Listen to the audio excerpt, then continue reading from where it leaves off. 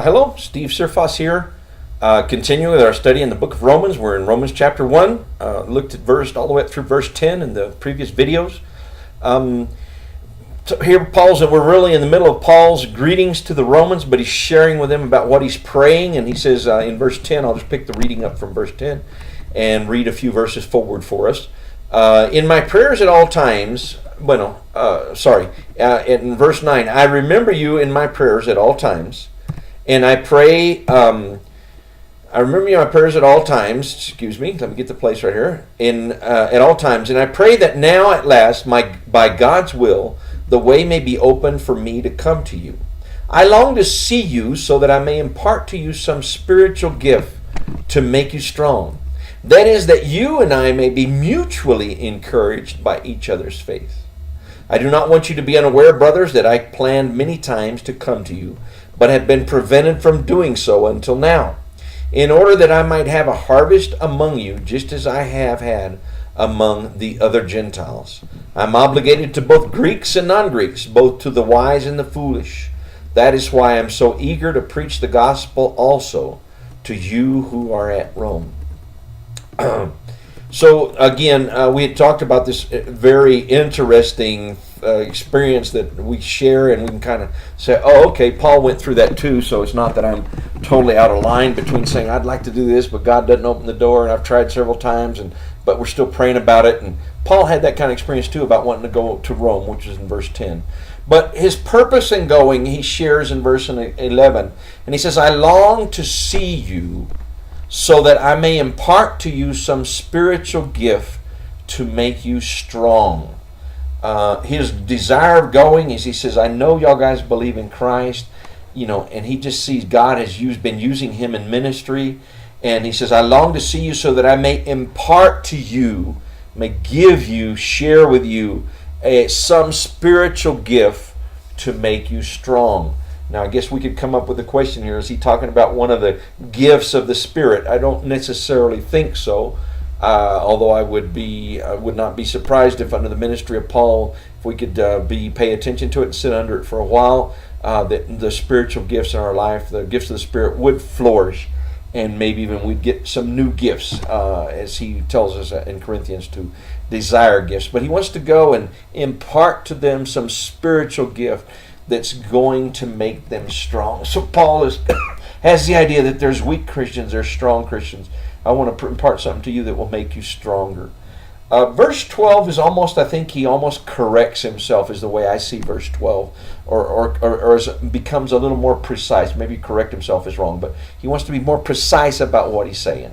And in verse 12 he says, that is, that you and I may be mutually encouraged by each other's faith. This is beautiful because here we have the Apostle Paul. By now, as we're going to see in chapter 15, he had evangelized a lot of regions. He felt like he had pretty much evangelized from Judea all the way up almost to Rome itself, to the outskirts. Well, not outskirts, but I mean close enough. We'll look at that when we get to chapter 15 of Romans. But he's definitely been used by God powerfully. But he says, wait a minute, this is not just me sharing a gift with you. That is, let me be more precise, that you and I may be mutually encouraged by each other's faith. Now he's already said in the previous verses, I give thanks to God that your faith is known throughout all the world. So that he is already being encouraged and blessed by the fact that the Romans, there were Christians in Rome believing in God.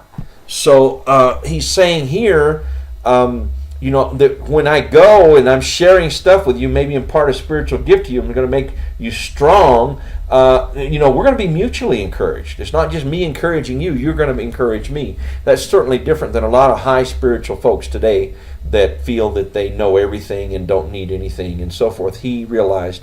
And of course, in 1 John chapter 1, it says, if we are in the light as he is in the light, we have fellowship one with another. So Paul's saying, when I get there and we have fellowship, that's going to be encouragement, that we're going to be encouraged by each other's faith. In verse 13, going on, he says, I do not want you to be unaware, brothers, that I planned many times to come to you, okay, but have been prevented from doing so until now. Let me just go in that first part. I had planned many times to come to you. I want you to know I've been trying to go. Because they might say, well, Paul, if you want to come, just come. But he says, well, I plan on coming. I want you to know I planned on coming, but I've been prevented from doing so. Now, I won't go look up the text right now, but you look over in Romans chapter 15, you'll see that what had hindered him from going was that he had the calling to preach where the gospel never had been preached. So if you started out in that time when Paul did from Judea and you said, I'm going to walk to Rome, pretty soon you'd run into pretty substantial sized towns or cities that no one had ever preached the gospel in.